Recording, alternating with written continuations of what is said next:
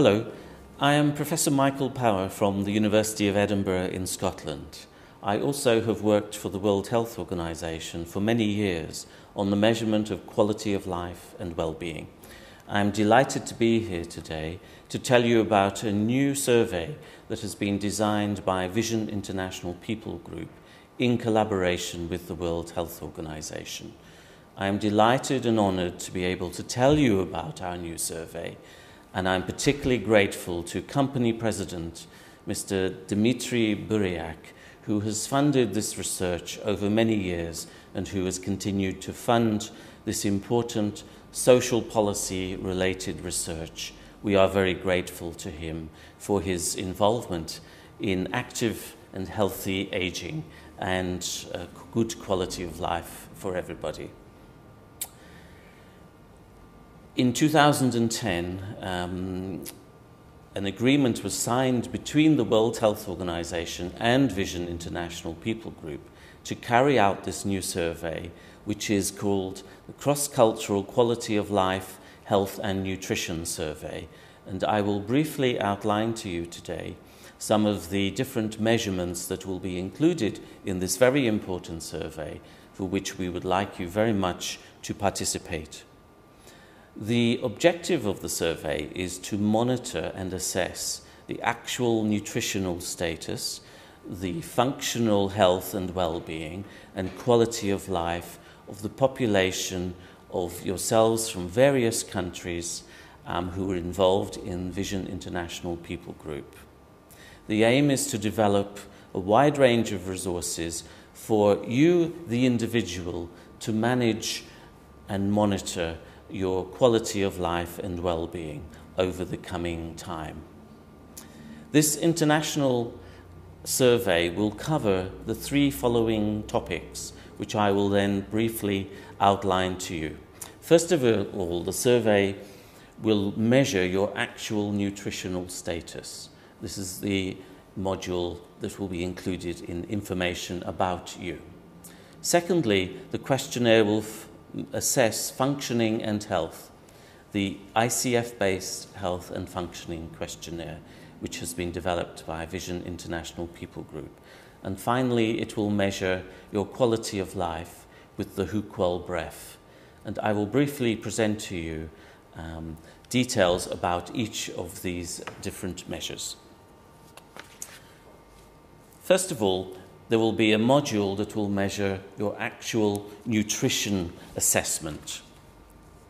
Now, the first slide you will see shows you a typical person's daily or weekly intake of food. And you'll see that the food is categorized into three different types. Green foods are good. They are green for go. Red foods are bad. They are bad for stop. And in between, we have the amber foods that are reasonably good for you. But you will see that the typical person probably eats far more than the recommended amount of confectionery, fats and sugar than recommended by the World Health Organization.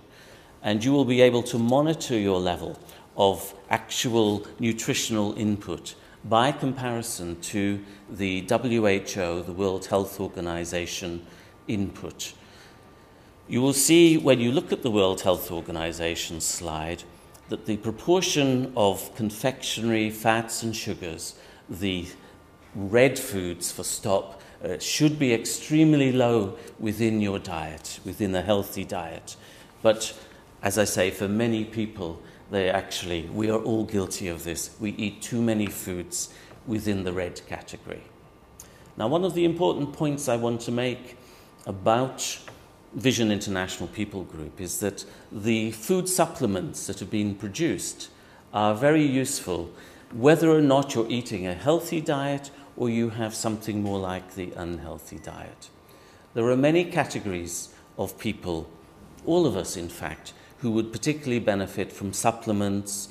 For example, people who are getting older in life and maybe the body makes less use of the foods and the vitamins and supplements that we eat. Perhaps if you are pregnant, in pregnancy, you need extra vitamins and minerals.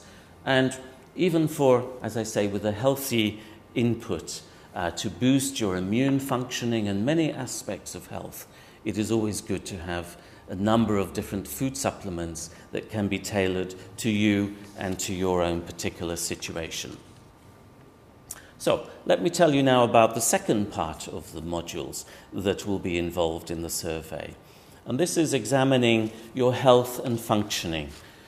To do this, we will be using the newly developed ICF questionnaire that has been developed by Vision International People Group in collaboration with the World Health Organization and the Institute of Nutrition here in Moscow.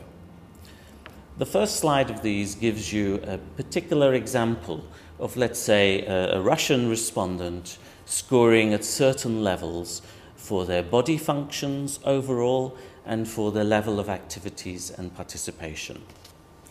If we then look to the next slide, you will see how this compares with the population for Russia as a whole. This is the representative norms that were identified in 2005 in the Vision International funded People Group survey. So we now have these Russian norms, which are extremely useful and that will be part of the feedback to you within the survey, that which you will be able to compare your own individual values against the norms, for example, for body functions and for activities and participation from the ICF questionnaire. The next slide now shows you actual breakdown of the body functions. You'll see that there are 5 different areas in which the ICF measure assesses body functions. I'll just give you a brief summary of these. First of all, mental and sensory functions. Then functions of the cardiovascular system. Thirdly, functions of the digestive and metabolic system.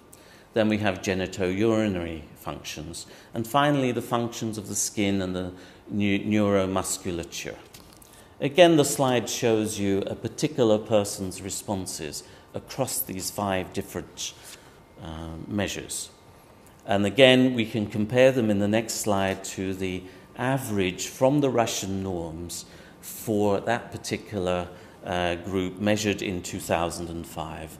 As I say, these are important, and for the first time we have normative values for Russian scores. And this shows you how your own particular results compare with and are above or below the Russian norms.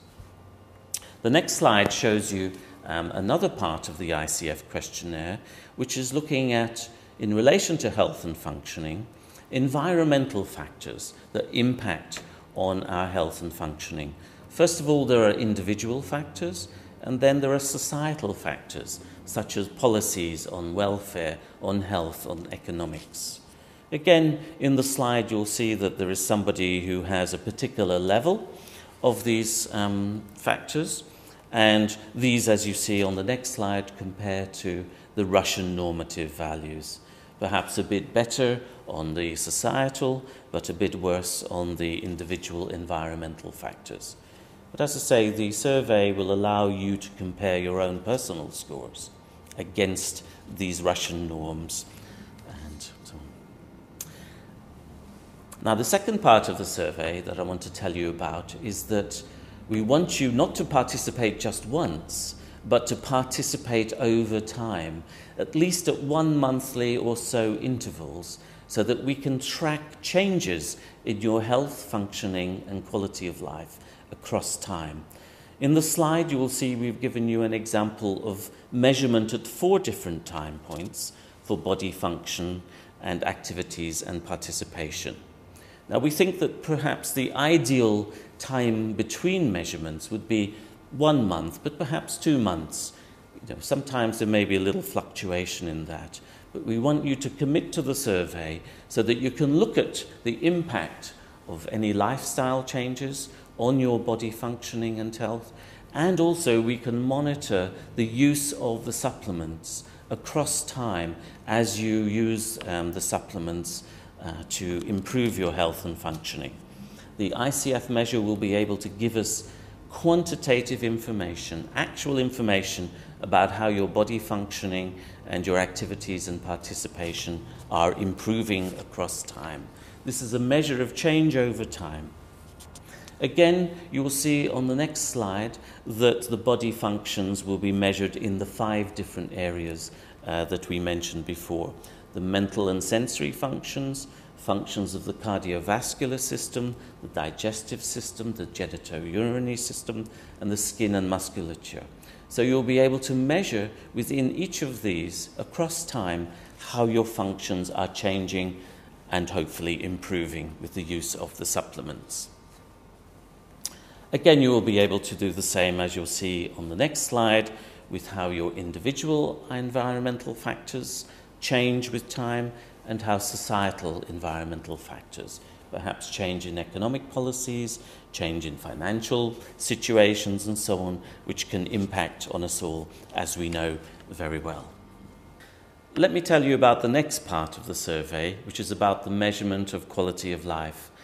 I'm particularly keen on this aspect of the survey because I have worked with the World Health Organization now since the early 1990s on the development of our measure, the HUQOL and the HUQOL breath, that will be used in the survey. In the 1990s, we worked for many years collecting data in 15 different countries worldwide in order to put together a measure that had validity, reliability, and sensitivity. And in order to produce a high-quality measure, it takes many, many years, and it was at least 8 years before we published our particular instrument, the HUQOL. So I just want to say that I'm delighted to be involved, therefore, with Vision International People Group, who have now collected norms for the Russian population using the HUQOL breath. And I just want to say that I'm delighted that they also are taking such a quality approach to the development of their own ICF measure, because, as I say, it takes many years to develop a measure that has good validity, and sensitivity. And so I'm delighted that they have done such a quality instrument in this way.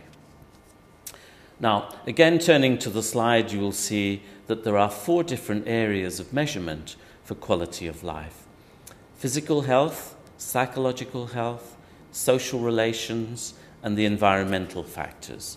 And what we've done here is just taken a particular respondents from the Russian household survey, and again you can take a comparison between the individual and the Russian norms that have been collected by Vision International People Group in their survey. And you can see in this particular example that the norms show the person scoring a bit lower in terms of physical, psychological, social relationships and environmental factors, as an example.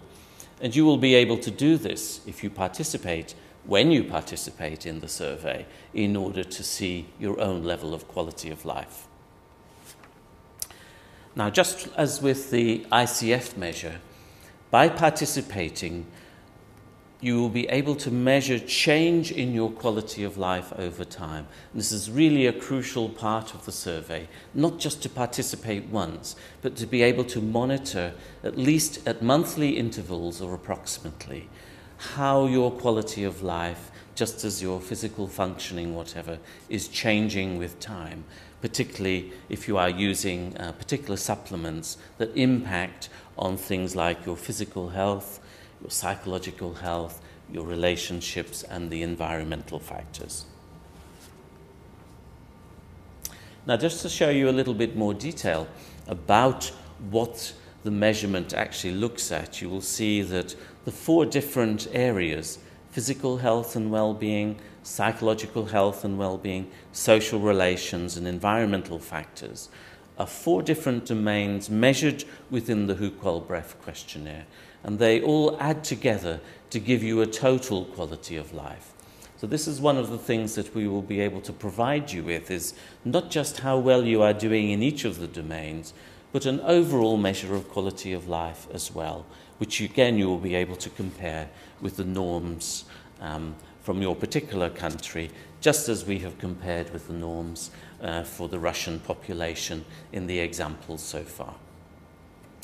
The next slide shows you the ICF measure that has been developed by Vision International People Group. The original form was a 60 questionnaire version of the measure, which mapped onto the ICF categories. But I've been very fortunate to work over the past year or so with my colleagues here in Vision International People Group to produce a shorter 30-item version of the measure. This is an extremely elegant version, and because it's shorter, you'll take up less of your time in order to complete it. So we have created this elegant version for you in order to speed up the time which you will need to complete the particular questionnaire. What it does, however, is expand the range of parameters that we measured in the Hucol-Breff. If you like, it adds an objective assessment of quality of life and functioning, in addition to the subjective aspect of quality of life. And life is a trade-off between the subjective and the objective.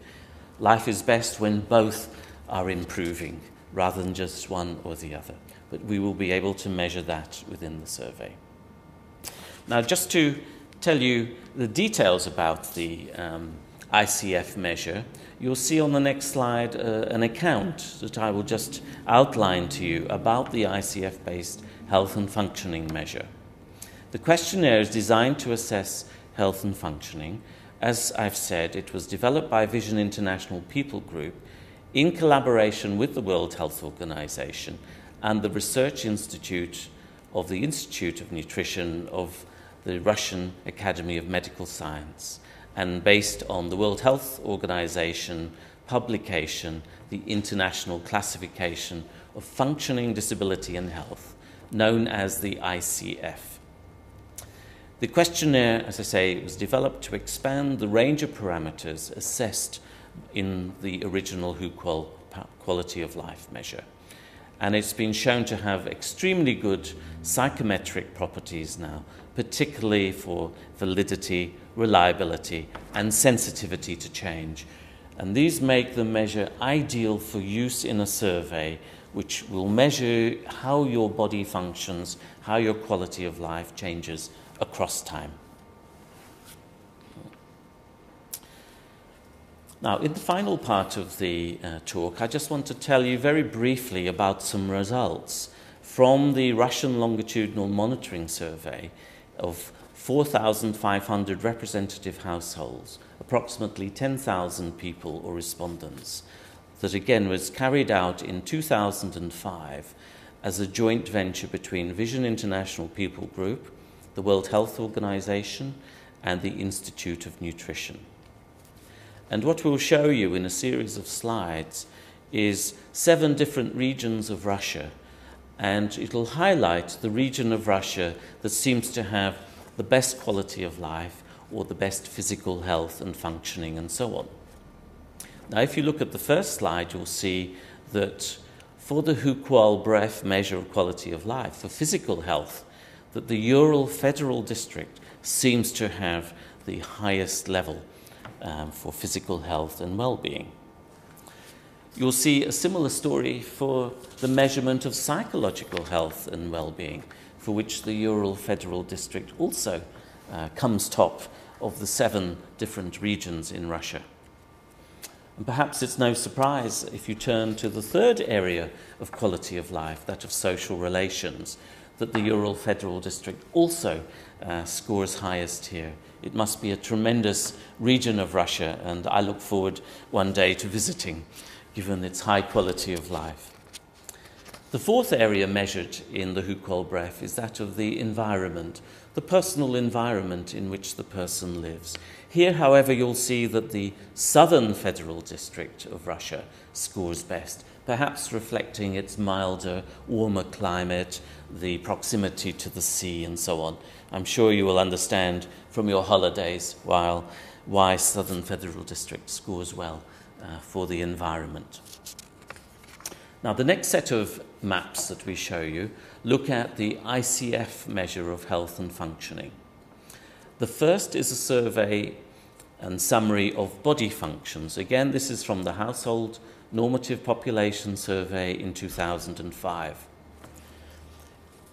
Inconsistent with the Hukwal-Bref, you will see that the Ural Federal District again scores best in terms of body functioning, and this reflects the overlap with the subjective measure of quality of life.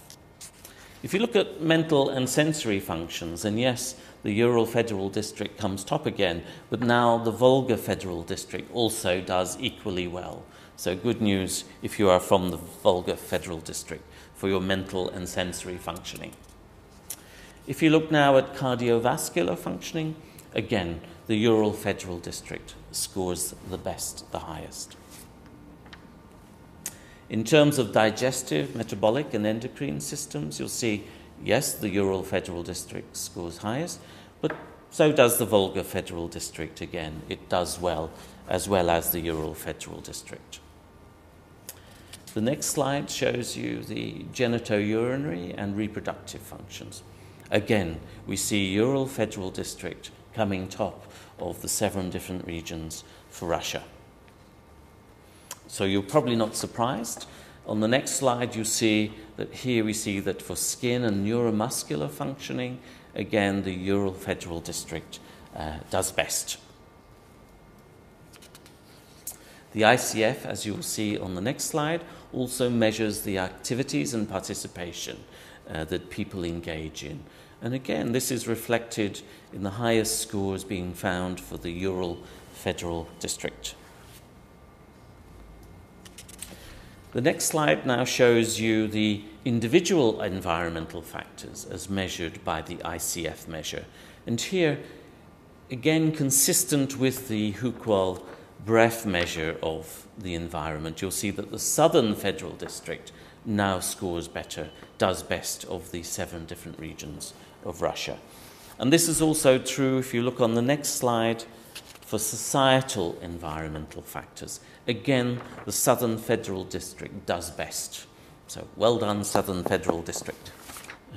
But we hope that those maps give you a flavour from the 2005 survey of what the new survey will be able to do.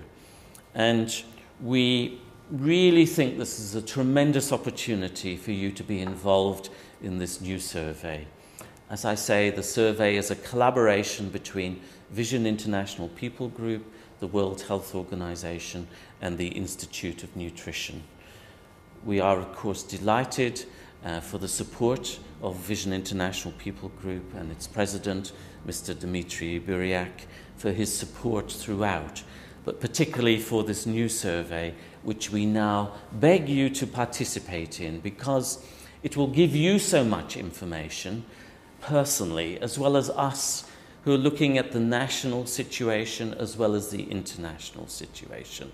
We will be able to compare your own values against the normative values, but we'll also be able to compare against different countries. And we will be able to be comparing how things change across time as events happen, as you participate and you use particular supplements from VIPG. As I say, the measures will give you a view of your objective change in health status alongside your subjective well-being, how you feel about those changes. The website is now named, as you'll see here on the slide, visionsurvey.net. We expect that the website will go live sometime early in 2012. Everybody's working very hard to get it up and running for that date. But let me emphasize how important it is that you participate in the survey, that both from a personal point of view and a national point of view, the data that you give will be invaluable. This is a very serious survey carried out in line with the company policies of social participation as emphasized by Vision International People Group. Finally, I just want to thank its president, Mr. Dmitry Buryak, for his participation in and his funding of these important surveys over many years, and the coming survey that we are about to participate in. However, I also want to mention two delightful colleagues that I work with and have met within Vision International People Group. These are the unsung heroes of all of this work, Dr. Svetlana Akolzina and Ms. Olga Kishko, who are delightful colleagues to work with, and I want to thank them so much for their participation in all of these surveys and for our upcoming collaboration. Thank you very much.